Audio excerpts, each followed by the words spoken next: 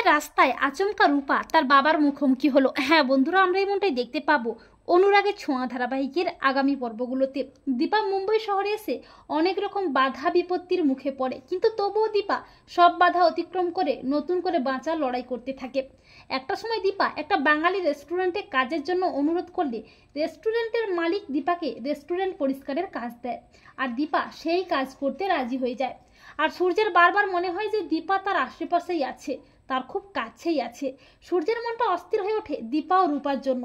এরপর সূর্য একটা best কার্ডিওলজিস্টের award পায়, সেখানে শোনাও যায়। আর সূর্য যখন অ্যাওয়ার্ড নিচ্ছে তখন প্রেসের লোকজন সূর্যের কাছে জানতে চায় তার স্ত্রী কোথায়। তখন সূর্যের আরও মনটা খারাপ হয়ে যায় দীপার জন্য।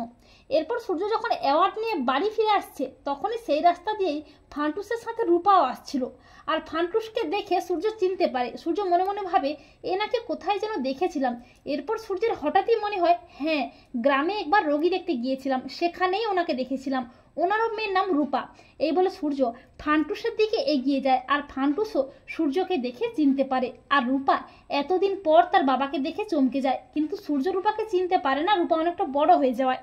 সূর্য ফান্টুসকে বলে, আপনি কি এই শহরেই থাকেন? ফান্টুস বলে, হ্যাঁ, আমি এখানেই থাকি। ফান্টুস রূপাকে নিয়ে সূর্যের কাছ থেকে চলে যেতে চায়, কিন্তু সূর্য বলে, ও বোধহয় আপনার মেয়ে, তাই না? ফান্টুস বলে, হ্যাঁ হ্যাঁ, ও আমারই মেয়ে। আর রূপার খুব ইচ্ছে করে বাবার কাছে আসতে। রূপা মনে মনে ভাবে, বাবা, তুমি কি তোমার রূপাকে ভুলে গেছো? রূপা তোমার এত সামনে দাঁড়িয়ে আছে, তাও কি তুমি তোমার রূপাকে চিনতে পারছো না বাবা? আর সূর্যেরও মনে হয় যে এই মেয়েটাকে দেখে কেন আমার মনে হচ্ছে এই আমার খুব আপন। তো বন্ধুরা, তোমরা এটাই চাও তো যে রূপা যেন সূর্যের মুখোমুখি হয়, আর সূর্য যেন তার হারিয়ে যাওয়া রূপাকে চিনতে পারে?